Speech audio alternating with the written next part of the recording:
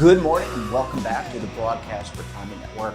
I'm Jeff Snyder and this is BRN AM for Friday, May 8th, 2020.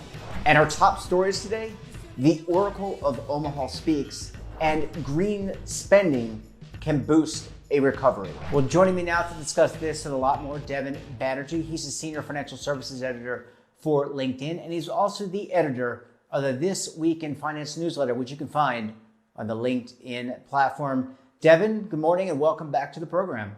Thanks, Jeff. Always good to be with you. Always great to speak with you as well. And I know it's still a busy week. Lots of news, lots of information going on in finance. What's top of mind for you and your LinkedIn senior finance team?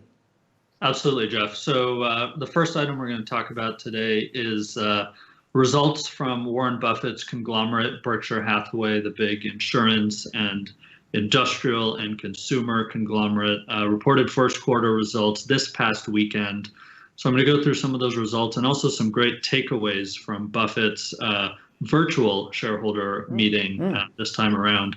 So in terms of the results, a first quarter loss, a record loss for Berkshire Hathaway of about $50 billion. Now, it's really important to note this includes a lot of unrealized moves in its investment portfolio. So changes in the value of investments being carried in the portfolio, but not crystallized as losses because Berkshire hasn't sold those investments, but moves in big stakes like Kraft Heinz, Bank of America, Coca-Cola, also some of its consumer businesses that are wholly owned by Berkshire Hathaway, like Dairy Queen, Fruit of the Loom, Duracell, all of these companies taking a hit due to the downturn from the pandemic. Operating earnings, which are a much more kind of representative metric of cash flow for Berkshire Hathaway, was actually up to about $5.87 billion in the quarter from $5.56 billion a year ago.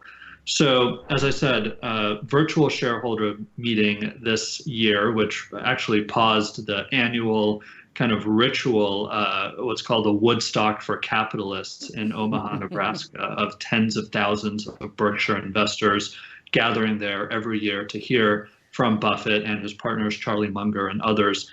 It was virtual this year. Some takeaways. Buffett revealed that Berkshire Hathaway exited all of its equity positions in airlines recently. Airlines was a bet that Berkshire started making in 2016 after Buffett actually for a long time stayed away from airlines. But after some consolidation in the industry and a decline in fuel prices, Berkshire moved into those stakes in 2016. Those stakes were valued at about $4 billion as of December 31st. Stakes in United Airlines, American, Southwest, Delta, and Buffett saying this past week, quote, "The world has changed for the airlines," and Berkshire Hathaway sold out of all of those stakes. Really interesting. Yeah. Second big point and takeaway was around its record cash position at Berkshire Hathaway. Now about $137 billion of cash. And a lot of people are, wondering why Buffett didn't make very many purchases or big moves during the downturn we saw at the end of February and into March. Buffett has been talking for years about wanting to make another big deal, an elephant-sized acquisition, as he has termed it. And last crisis, 2008, 2009, we saw Berkshire really step in with big stakes that really paid off in General Electric, Goldman Sachs. We did not see that action recently, and Buffett expanded on that at the meeting, saying this crisis is different. Back in 2008, 2009, there wasn't that much competition. People were scared. Berkshire swooped in when there was fear in the water. This time is much different. And he actually basically said that the Fed beat him to it. He said Berkshire Hathaway was getting calls at the end of February, early March, from companies looking to raise capital. And then the Fed stepped in with those unprecedented set of measures that you and I have discussed over the past few weeks, which really allowed many of those companies to access capital in the public market. So some interesting takeaways there and kind of a downbeat message from Buffett overall. Yeah, I was going to ask you what when the Oracle of Omaha, as he's known. A lot of people hold him in very high regard in terms of his investment prowess and opportunistic prowess. I mean, what was the reaction online from folks? I have to think, a little bit of a Debbie Downer, but seems to get it right more than not.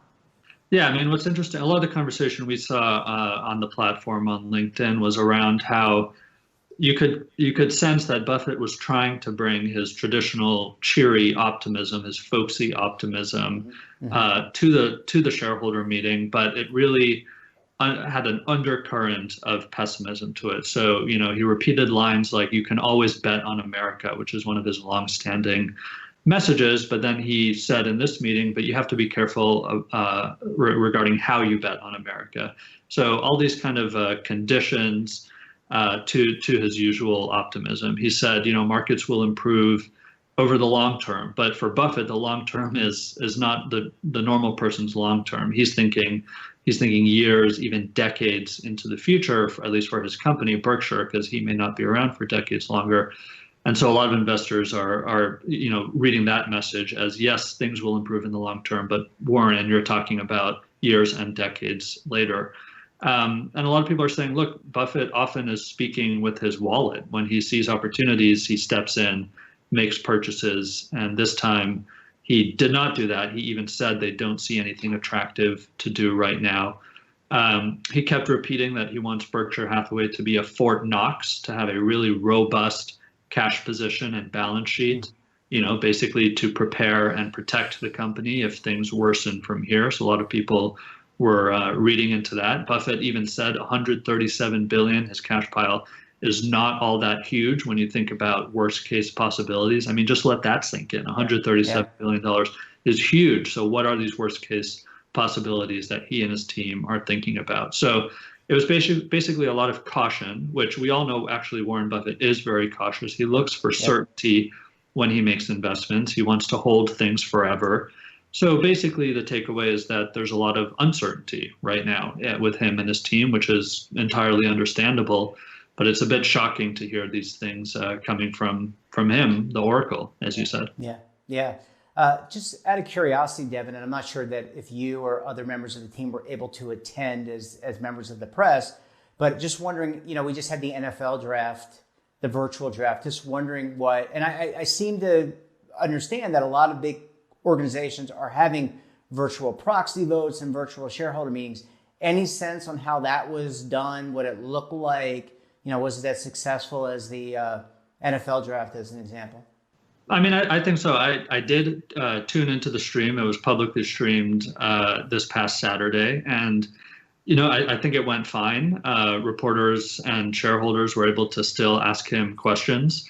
I think what was so shocking is, as I said, this was a real annual tradition for people to descend on Omaha, Nebraska. Again, people referring to it as Woodstock for capitalists, and there's swag, and there are little games and traditions that Warren Buffett himself participates in. His partners, who are brilliant, like Charlie Munger, are typically on stage with him. This time they did not. Charlie did not fly in from California, where he lives, because of distancing and other concerns. So that was just kind of shocking. This was a real change from that annual tradition that has been going on for a long time. Yeah, and based on my conversation yesterday with Michael Potter from PSAV Event Services, this looks like the new paradigm, a new event, at least for the foreseeable future. Well, Devin, we're going to go to a quick commercial break, but I think we've got some more optimistic news. I like to think that there's a recovery on the horizon, and we're going to talk about a potential green recovery. You're going to stay right here on BRN AM.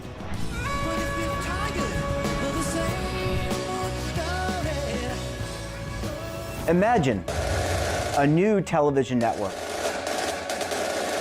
that will make you richer, healthier, and in control of your financial future.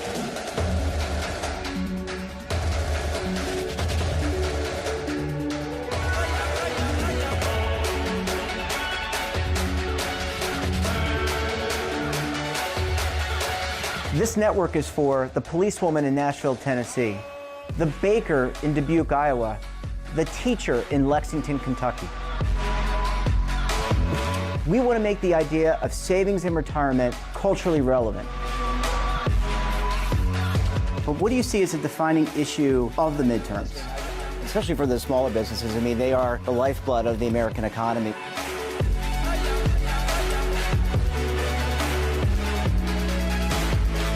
Featuring exclusive interviews, current affairs, and docuseries. 33 years old, you retired early. The philosophy is money only matters if it helps you live a life that you love. But you got to start thinking about retirement as soon as you get in. The Broadcast Retirement Network will drive very high engagement with premium partnerships. So this isn't retirement and savings for your parents or grandparents. This is for all Americans. And we're going to change the way you think about money.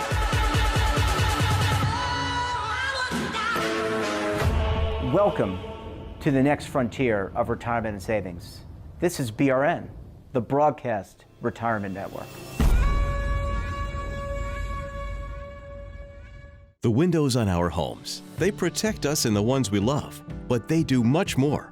At Renewal by Andersen, making your home more comfortable is at the center of every window we make. It's why we custom build our windows in America and install them in as little as 1 day. It's why we build our frames with exclusive Fibrex composite material that's 2 times stronger than vinyl. It's why our glass helps keep your home warmer in winter, cooler in summer, and quieter all year long. It's why we stand behind every window with a 20-year limited warranty. Why not help lower your energy costs while giving your home and family the best? Call 1-800-835-6525 to schedule a free in-home consultation. Buy one, get one at 40% off with this special offer. Plus, get special financing with no money down, no monthly payments, and no interest for 1 full year. Renewal by Andersen, the better way to a better window. Call 1-800-835-6525 now. Welcome back. We're talking to Devin Banerjee. He's Senior Financial Services Editor for LinkedIn, and he is also the editor of the This Week in Finance newsletter, which you can, of course, find on the LinkedIn platform. Just look under Devin's name. He's one of the more popular people on the platform, that I can attest to. Devin, thanks so much for sticking around this morning. Absolutely, Jeff. And people, I'm serious. I mean, you went up to what, 140,000 people now on the subscription? Yeah, This Week in Finance now, about 160,000 subscribers every week. There you go. Check it out, people. Get him up to 650 million. Ultimately, that's what he's going for. That's the number of people on the platform. Okay, Devin, we kind of ended, we tried to bring things up a little bit, the Oracle of Omaha, but let's talk about recovery and a potential for a green recovery. Yeah, absolutely, Jeff. A really interesting, optimistic conversation happening across the world right now. If you think about it, governments are looking to invest a lot of money right now. They're looking to deploy capital in various relief measures right now. They're willing to do it. There's a window of opportunity to do it, not just for immediate relief, but also to build resiliency in their societies, their infrastructure, and their countries' economies.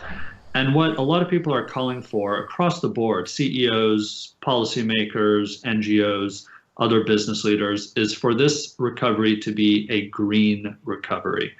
And so we featured an interesting study out of Oxford this past week that looked at how green measures during a recovery can actually produce a higher ROI than traditional stimulus measures. So we're talking about steps like retrofitting buildings to improve their energy efficiency, investing in physical infrastructure like electric vehicle charging networks, or redesigning roads to be more friendly for cycling, flood protection measures, for example, across the world, even steps like planting trees. If you think about all of these, they're large-scale capital projects. They can offer low and moderate skilled work kind of en masse, and they can boost this resiliency that I'm talking about in economies, a resiliency to changes such as climate change. And what a lot of people are pointing to, what experts are pointing to at Oxford and in other places, is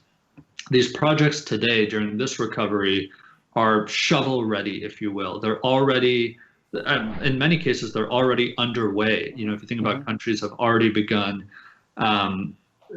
committing to cut emissions, especially after the Paris Agreement, Many of these projects I'm talking about are already underway. This was not the case during the last crisis and recovery, when committing to do these things was a much larger commitment because these things were not shovel ready. So as I said, there's a timeliness to it now. The lead Oxford researcher was quoted as saying the public tends to become more hesitant to deploy lots of capital after an initial big outlay of stimulus or relief. So there's kind of a window to do that now. A lot of people are also looking to the bailouts of many companies in different economies across the world, in both the energy sector as well as some of those more heavy emitting industries. If you think about airlines, car manufacturers that are starting to get government relief. So people are calling for conditions to be attached regarding, reducing the climate impact for those recipients of government aid. So this conversation has really gathered steam, and as I said, we're seeing signatories to these calls from across the board, including many CEOs, including those of in Europe, Unilever, L'Oreal, and many other big companies right now. Yeah, and it makes sense. What I love hearing, I love the green aspect of it, but I love hearing when people mention recovery, because I think we're all kind of looking to that day when we can step out of our homes, we can be within 6 feet of each other, still wear a mask, but be outside and be at work. And that gives me a lot of hope. And look, the reality is we've talked about sustainable investing or green investing, however you want to term it. And it's not just a fly-by-night trend. This is something where there's sustainable, like the pun, sustainable investment returns that people are seeing in these types of investments. And I think it makes sense to be selectively investing in these types of companies or these types of organizations that support these endeavors. Yeah, absolutely. And it's about thinking long term. If money is going to be deployed right now and put in the ground, especially large scale deployments of capital from governments, I mean, you want to be thinking about what projects are going to be most resilient going forward, decades going forward, and what's going to produce that return on investment. And if you think about it, right now, the way the world is trending, it's going toward higher efficiency, lower emissions, and a real mindset around renewable energy. And so, even from a capital perspective and a return perspective, a return on investment perspective, that's where people are trying to lead these big governmental organizations. And as I said, this is coming from CEOs as well. Last month, 180 business leaders and NGOs and researchers and others in the European Union signed a letter calling for EU leaders to implement a green recovery as they think about their stimulus and relief measures. And as I said, that included CEOs of companies like L'Oreal, Unilever, also IKEA. So these real capitalists, if you will, people who are attending to shareholders as well, are really calling for a movement like this right now. And here in the States, I mean, we had been talking about, or there had been some talk about a fourth stimulus, an infrastructure stimulus, and not, I don't want to go back into conversations we had in the past, but do you think that's still something that is being thought about? Because I think about infrastructure, what you're describing to me in a lot of ways is infrastructure, the, new properties, refurbishing streets, but also refurbishing parks and things like that. Do you get the sense from the news and the team and what they're looking at that this is a possibility? Yeah, well, it's kind of a perpetual joke, unfortunately, to use that word right now with this administration. There's that perpetual joke that every week is infrastructure week, because this administration has called for, infrastructure spending and a plan around public-private partnerships to invest in infrastructure since the beginning, since this administration came into office at the beginning of 2017. And there were some calls last month and even in March for a real infrastructure week to happen now. As you said, as the roads are empty, they could be invested in. As buildings are empty, they could be refurbished, refitted, especially for energy efficiency. But of course, here in the U.S., we haven't really seen moves, bipartisan moves, or anything really happen in that regard. I think, Europe, when you think about the movement toward renewables and an energy efficient mindset, Europe as a continent has been quite far ahead of at least the US and other places. And so not really surprising to see them making some more progress on this front. Yep. Well, obviously work to be done here in the States. Devin, always a pleasure chatting with you. Really good stories. And I think we did end on a positive note, as we always try to do with every show, and especially with your This Week in Finance segment. Take care. Have a great weekend, and we will talk to you again next week. Sounds good. Take care, Jeff.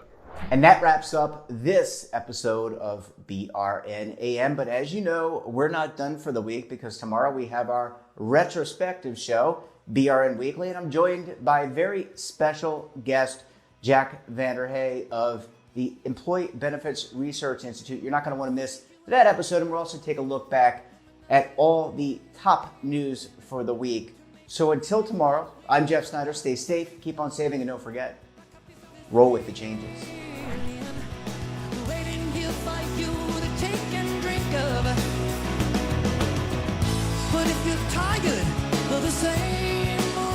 Attention! The Centers for Medicare and Medicaid Services has officially authorized new benefits that Medicare Advantage plans may include. To get the benefits you deserve, you can call the Medicare Coverage Helpline. Hi, I'm Joe Namath. If you're on Medicare, this is important information. I called the Medicare Coverage Helpline and they instantly looked up my coverage. In this one simple call, they offered to enroll me in a plan that includes rides to medical appointments, private home aides, doctors and nurses' visits by telephone, and even home-delivered meals. The plan also includes dental, vision, hearing, and prescription drug coverage, all at no additional cost. Don't delay. Call to see if the new benefits are available in your area. Call the number on your screen now. It's free. Call 1-800-757-1451. That's 1-800-757-1451.